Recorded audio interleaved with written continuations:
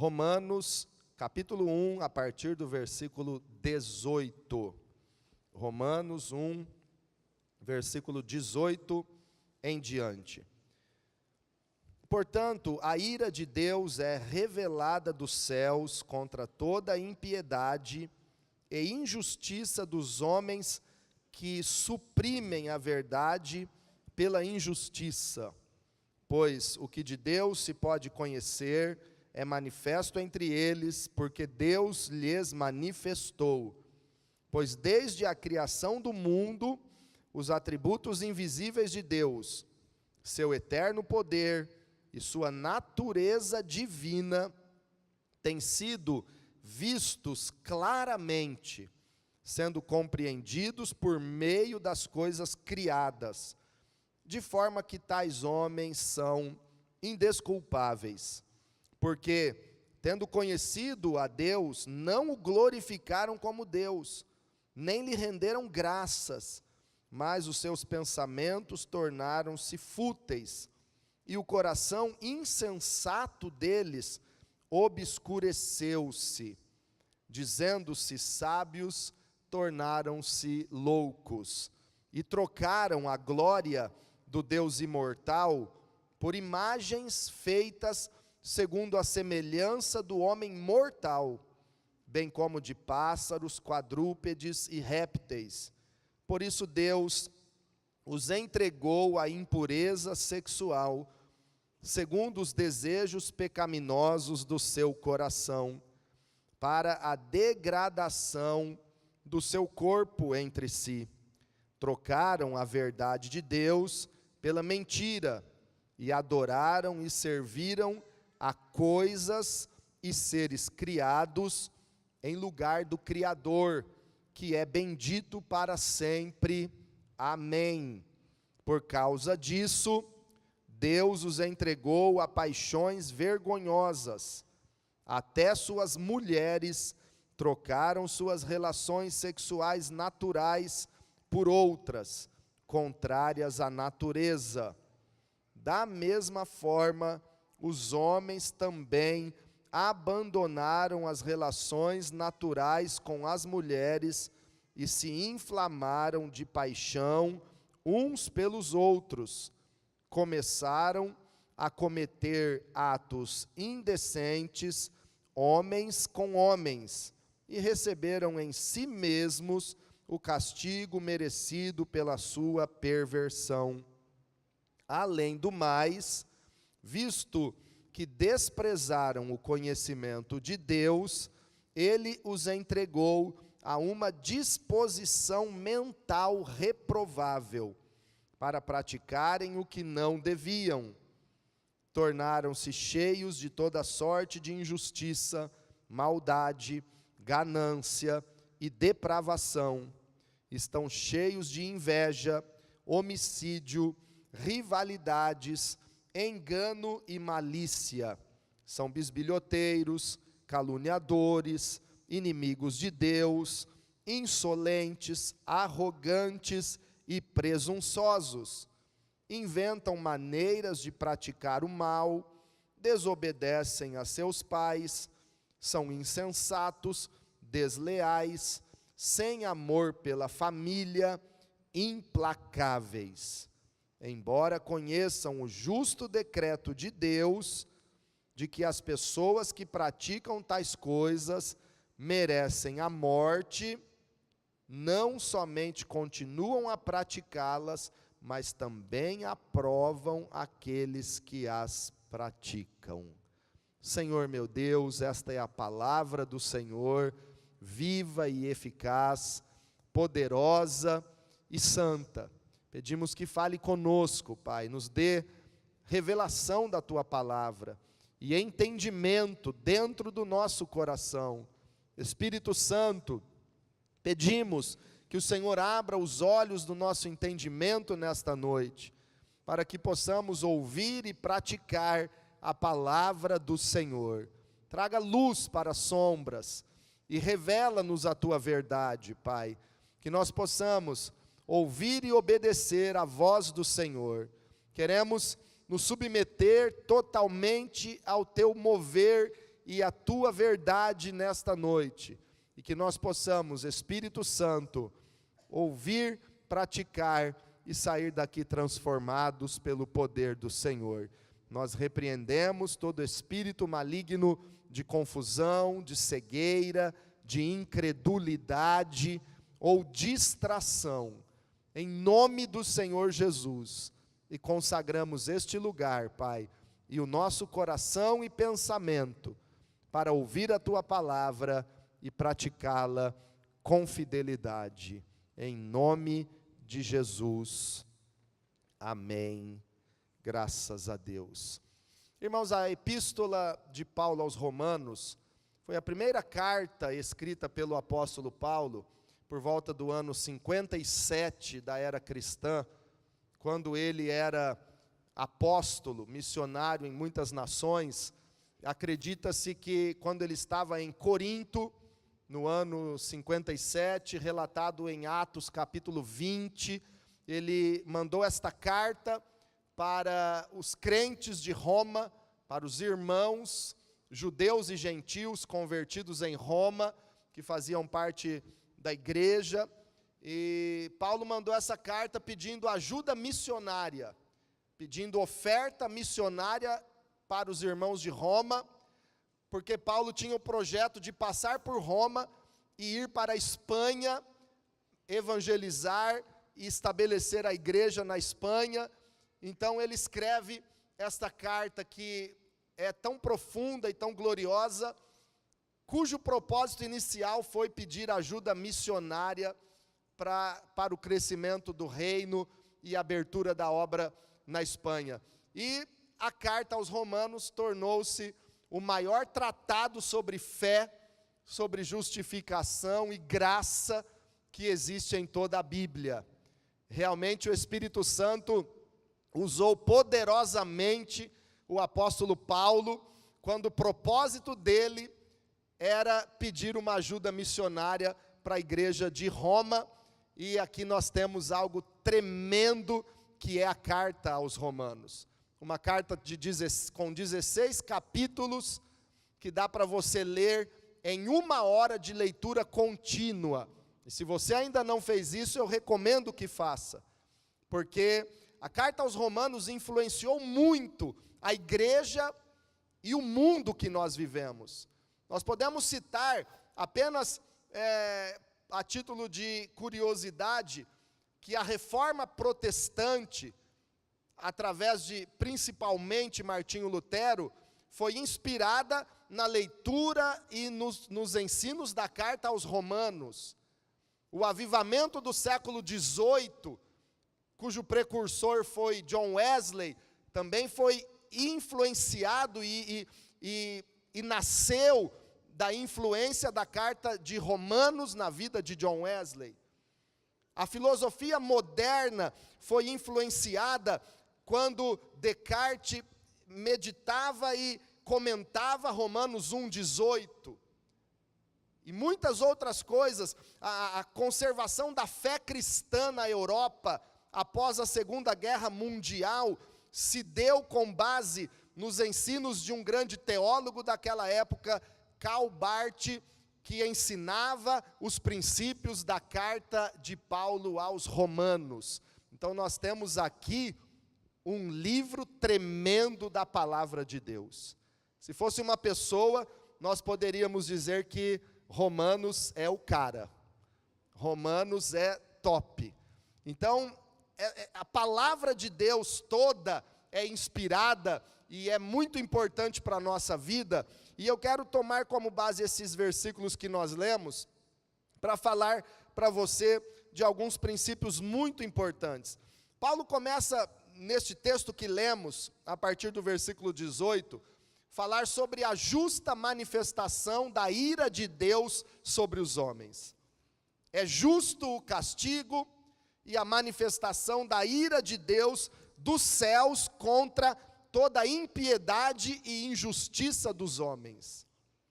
Porque a Bíblia diz aqui que todos os homens são indesculpáveis diante de Deus. Ninguém terá o direito de chegar diante do Todo-Poderoso e dizer: Deus, me desculpe, eu não acreditei, porque ninguém pregou o evangelho para mim. A Bíblia diz aqui que todos são indesculpáveis. E o versículo 19 e 20 fala que a glória de Deus é revelada apenas quando nós vemos as coisas que Deus criou. A natureza criada, os céus, a terra, o próprio corpo humano, revelam a glória de Deus. Estuda minuciosamente o corpo humano e você vai ver que isso não veio do acaso, não é fruto de uma explosão cósmica, mas é obra de um Criador perfeito e detalhista, que fez tudo certinho e no lugar certo. O corpo humano revela a glória de Deus. Saia fora da sua casa numa noite escura e olhe para o céu e veja a grandeza, a imensidão do céu, o brilho das estrelas, e você vai também concluir que esse Deus criador do universo é poderoso e Ele fez tudo de uma forma perfeita. É o que diz o versículo 20, desde a criação do mundo. Desde quando, igreja? Desde a criação do mundo. Os atributos invisíveis de Deus, o seu eterno poder e a sua natureza divina têm sido vistos claramente, sendo compreendidos por meio das coisas criadas. Tudo que Deus criou nos revela claramente a natureza, a grandeza, o poder e a glória do nosso Deus Todo-Poderoso. E por isso todos são indesculpáveis. Por isso ninguém vai ter a desculpa de dizer, eu não ouvi falar. O Salmo 19, que é tremendo, maravilhoso também, ele diz assim, Salmo 19, a partir do versículo 1, os céus declaram a glória de Deus. Vamos dizer essa frase que é tão poderosa, os céus declaram a glória de Deus. Olha o que mais, o firmamento proclama a obra das suas mãos. Quando você olha para o céu, você vê que tem a mão de um Criador por trás disso tudo. Um dia fala disso a outro dia, uma noite o revela a outra noite. Verso 3, sem discurso, nem palavras, não se ouve a sua voz, mas a sua voz ressoa por toda a terra. A voz de Deus ecoa e ressoa por toda a terra, porque quando vemos algo que Deus criou, estamos vendo e está sendo revelada a glória do Criador disso tudo. Então, Romanos 1 começa a chamar a nossa atenção para a justa manifestação da ira de Deus aos homens que, tendo a plena clareza e o conhecimento da glória e da verdade de Deus, trocam a verdade pela mentira. Aí o homem que se acha tão inteligente, na realidade este ser humano, e eu me enquadro e coloco você também nessa mesma condição, porque nós somos iguaizinhos, eu e você. O ser humano que se acha tão sabidão, na realidade só faz mau negócio nas suas escolhas. Sempre faz escolhas erradas. E a Bíblia nos revela isso. Versículo 21 diz, porque tendo conhecido a Deus, não o glorificaram como Deus. Todo ser humano, dentro de si, tem a consciência e o conhecimento de que Deus existe. Mas não glorificam a Deus, não lhe rendem graças, e permitem que os seus pensamentos se tornem fúteis e o seu coração se obscureça. Olha a realidade do homem. Versículo 22, dizendo-se sábios, tornaram-se loucos. Às vezes eu medito no dilúvio, na arca de Noé, e concluo que o homem, tão sábio e tão inteligente, rejeitou o convite da salvação que Noé fazia a toda a humanidade. E os animais que são irracionais, aceitaram o convite e entraram na arca de Noé e foram salvos do dilúvio. O homem, dizendo-se sábio, tornou-se louco. Versículo 23 diz: trocaram a glória do Deus imortal por imagens feitas segundo a semelhança do homem mortal. Olha a troca, olha o mau negócio, olha o péssimo negócio que a humanidade faz. Trocam a glória do Deus imortal por imagens de coisas mortais. Que troca derrotada, que péssima troca. E não é por acaso que a Bíblia fala sobre a glória do Deus imortal. Deus está nos chamando a atenção para a imortalidade. Esse Deus que é imortal, eterno, Ele nos chama para a eternidade. Ele nos chama para experimentar a imortalidade em Cristo Jesus. Mas, irmãos, quantas pessoas trocam a eternidade por coisas tão banais e desprezíveis. Eu me lembro de Esaú, irmão de Jacó, tinha um direito precioso de primogenitura, trocou o direito da primogenitura por um prato de comidas na hora que estava com fome. Uma coisa tão momentânea. Tem gente que troca a sua eternidade por coisas tão banais. Adão e Eva, no paraíso, trocaram a obediência, trocaram o jardim de Deus por um ato rebelde e de desobediência, motivados pela serpente. Trocaram. Que troca mal feita. Só que toda troca tem uma consequência. E depois é tarde, pode ser tarde para destrocar.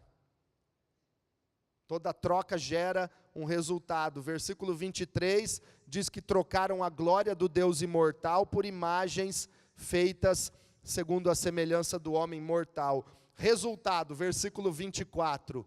Por isso, Deus os entregou à impureza sexual. O homem trocou, e aí o versículo 24 diz que tem a consequência. Por isso, por causa disso, por causa desta troca, Deus os entregou à impureza sexual. Deus os entregou aqui, não significa que Deus mandou fazer, ou que Deus empurrou para fazer, ou que Deus desejou que o homem fizesse isso. Não. Mas simplesmente que Deus deixou de impedir que o homem se sujasse na impureza sexual. Por causa da sua escolha, por causa da sua troca. Isso acontece também no verso 25 e 26. Trocaram a verdade de Deus pela mentira. Olha que troca realizada pelo ser humano. Troca a verdade de Deus por uma mentira qualquer. Quantas pessoas trocam a verdade de Deus por qualquer conceito filosófico, religioso, humano ou carnal? Trocam a verdade pela mentira. Jesus é a verdade. Tem gente que troca Jesus por um prazer desse mundo. A palavra de Deus é a verdade. Tem gente que troca a Bíblia pelas mentiras sopradas por Satanás, que é o pai da mentira. Trocaram a verdade pela mentira. Que mais no verso 25? Adoraram e serviram a coisas e seres criados em lugar do Criador. que é bendito para sempre, amém. Tem gente que adora, tem gente que ama, tem gente que é apaixonado e serve mais as coisas do que o Senhor Criador. Nós devemos nos perguntar: a quem eu tenho servido? O que tem sido a minha paixão? Adoraram e serviram a coisas e seres criados em lugar do Criador. Irmãos, olha aqui para mim, Deus nos chama para adorá-lo por aquilo que Ele é.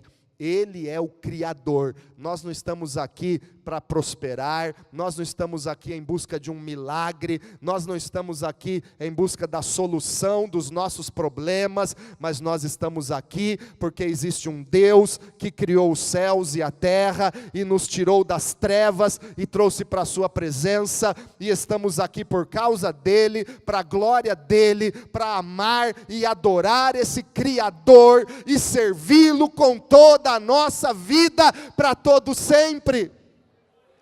Tudo é por Ele, para Ele e para a glória dEle. Mas a humanidade faz uma troca. Troca a verdade de Deus e aceita uma mentira no lugar. Troca o Criador pela criatura. Tem uma consequência. Versículo 26. Por causa disso, Deus os entregou a paixões vergonhosas. Paixões vergonhosas. E Paulo está escrevendo aqui para os romanos. 57, 58 depois de Cristo, o Império Romano dominava o mundo, o império mais poderoso da terra. Europa, Ásia, norte da África, eram todos províncias do Império Romano, e essas paixões vergonhosas citadas aqui, eram prática comum no Império Romano. Mas onde está o Império Romano hoje? Acabou igual Sodoma e Gomorra. Paixões vergonhosas. O que é que a Bíblia está dizendo aqui como paixões vergonhosas? Relações sexuais contrárias à natureza, ou seja, mulheres se inflamando sexualmente com outras mulheres, homens se inflamando sexualmente com outros homens.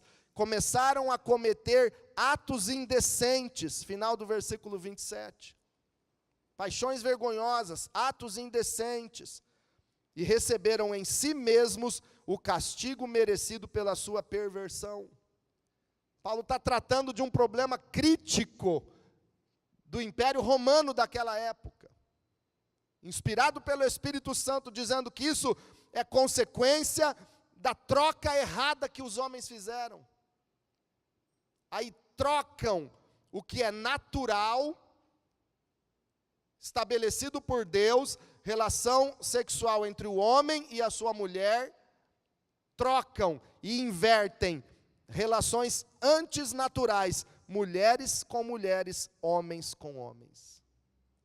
Consequência da escolha e da troca errada que o homem fez. Veja como a humanidade e como Romanos 1 nos leva a entender que o homem não está evoluindo com o passar dos séculos. Infelizmente, alguns acreditam numa mentira que a humanidade está evoluindo. O homem evolui ao longo do tempo. Mentira. O homem que conhecia Deus, agora rejeita Deus. O homem que tinha toda a adoração a Deus no Jardim do Éden, agora adora imagens criadas. O homem que conhecia a verdade, agora trocou a verdade pela mentira. E nós só vemos um declínio moral e espiritual na história da humanidade. Declínio. E nesse próprio texto, nós vamos vendo como é progressivo o pecado e a depravação moral da humanidade, como consequência de suas trocas mal feitas. Versículo 28, além do mais, além disso tudo ainda, visto que desprezaram o conhecimento de Deus. Olha a outra troca, desprezam conhecer a Deus. O que a gente mais vê hoje no coração das pessoas? Elas só querem conhecer a si mesmos. Só pensam em si mesmas. Desprezam conhecer a Deus, porque estão em busca de autoconhecimento. Irmãos, olhem aqui, você só vai ter autoconhecimento quando você conhecer o Criador da sua vida, que te ama e que planejou você. Busque conhecer a Deus, e conhecendo a Deus, você vai saber de verdade quem você é em Cristo Jesus. Desprezaram o conhecimento de Deus, versículo 28, Ele os entregou a uma disposição mental reprovável. Deus entrega. Ele vai ficar lutando contra o homem que está desprezando o seu conhecimento, rejeitando a sua vontade. Entregou. Consequência da sua troca. Aí aqui são listados mais de 20 pecados. Mais de 20, uma lista grande de coisas, homicídios, inveja, maldade, bisbilhoteiro, caluniador, arrogante, tantas outras coisas. Deus os entregou. E essa é a realidade do ser humano.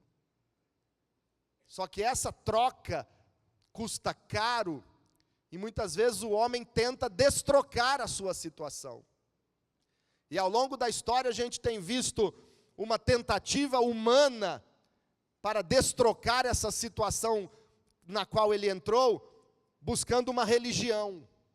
A religião é a tentativa humana para reverter essa troca feita pela humanidade. Mas a religião é incapaz de realizar essa destroca. E é interessante, esses dias eu estava lendo no livro de Levítico, as condições estabelecidas por Deus para o povo de Israel vender uma propriedade e comprá-la de volta, ou resgatar a propriedade.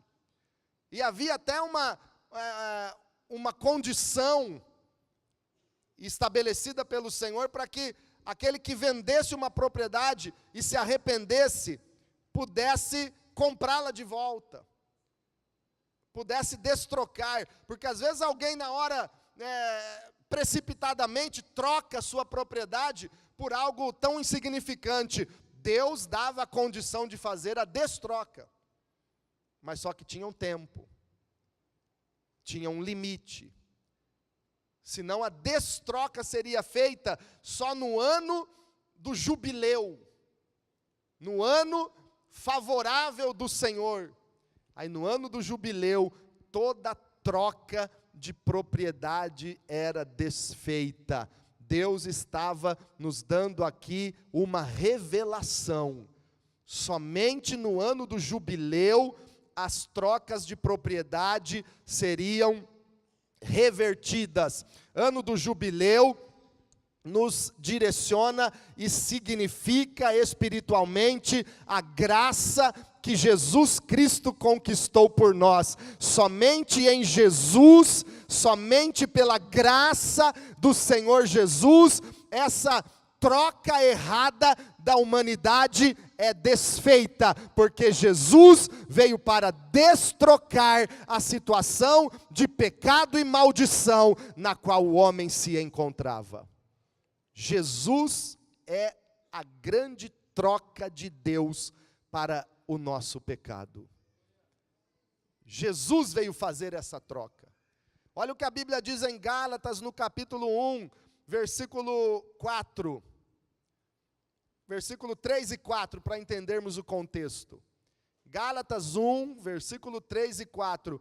A vocês, graça e paz da parte de Deus nosso Pai e do Senhor Jesus Cristo, que se entregou a si mesmo por nossos pecados, a fim de nos resgatar desta presente era perversa, segundo a vontade de nosso Deus e Pai, a quem seja a glória para todo o sempre. Amém.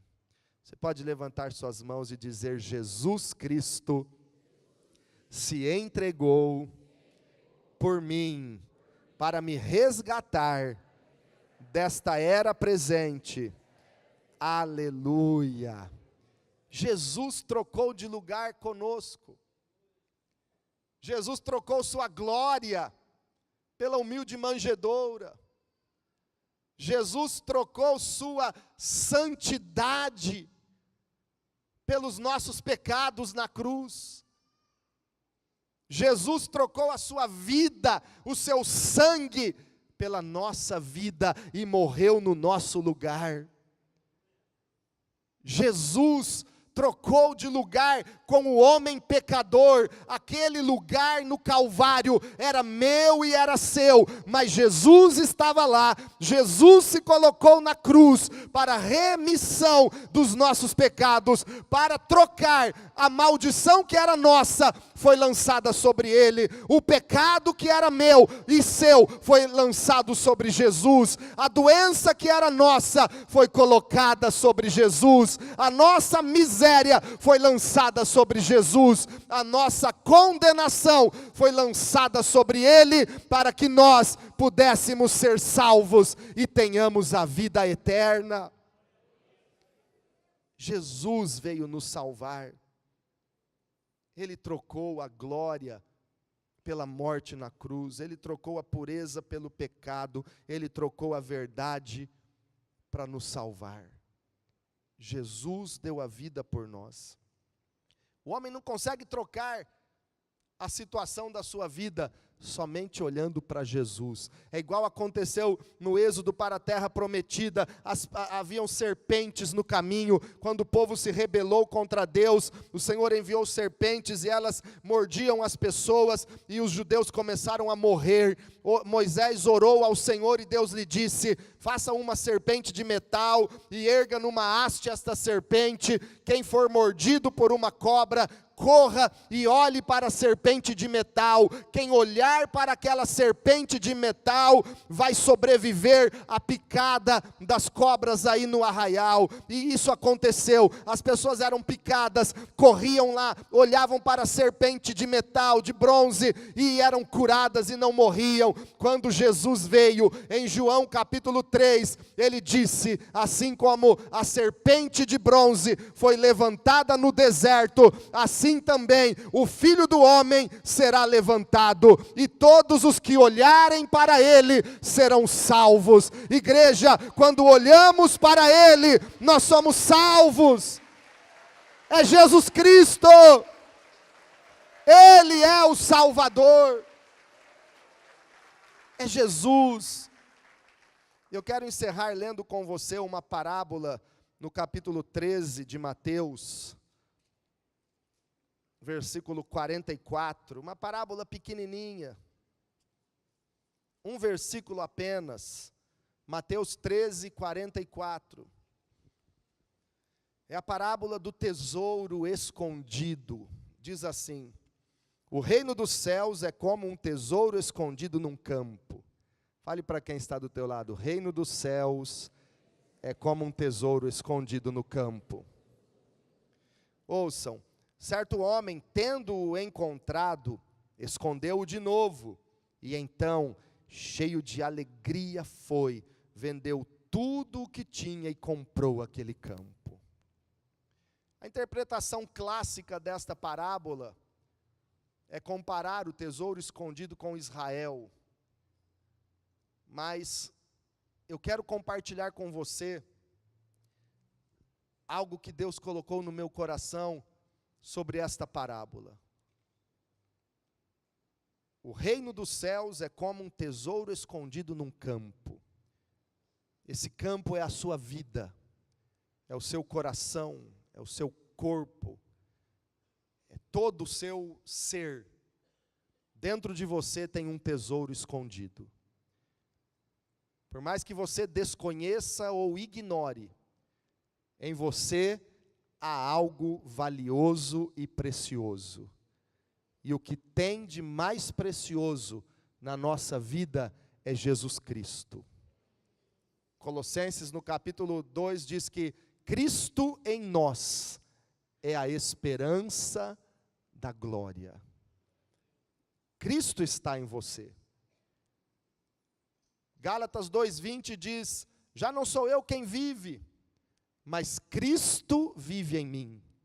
E a vida que agora vivo na carne, vivo-a na fé no Filho de Deus, que me amou e se entregou por mim. O tesouro em nós é Cristo. Ele está em você. Por mais que você esteja tão distante dele, escondido no teu coração está o amor de Jesus. Ele está em você. Alguém já te falou de Jesus, talvez lá na tua infância você já ouviu falar de Cristo. E talvez agora você esteja na mais profunda dificuldade e trevas que você já viveu. Talvez você tenha experimentado caminhos tão difíceis. Sonda o teu coração. Ali tem um tesouro valioso escondido no campo. É Jesus. Quando o homem desta parábola encontrou o tesouro escondido, ele encheu-se de alegria. Escondeu o tesouro de novo no mesmo campo. Voltou, vendeu tudo que tinha. Foi lá, procurou o dono do campo e comprou aquele campo. E ficou com o campo e com o tesouro. Algumas considerações eu quero fazer. Porque aquele homem que achou o tesouro escondido não o pegou e levou consigo rapidamente? Porque o tesouro era maior do que ele. E meu irmão, minha irmã, o tesouro que habita em você é Jesus. Ele é maior que você. Não dá para você levar o tesouro onde você quer. É o tesouro que leva você para onde Ele quer.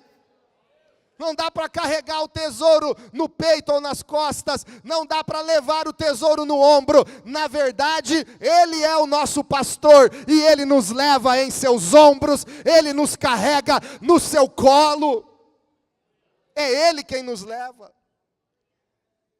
Em segundo lugar, aquele homem descobriu que o tesouro valia mais que o campo. E ele disse: tudo que eu tenho não vale o que esse tesouro vale. Esse tesouro é mais valioso do que tudo que eu possuo. Eu não consigo comprar o tesouro, então vou escondê-lo e vou comprar o campo.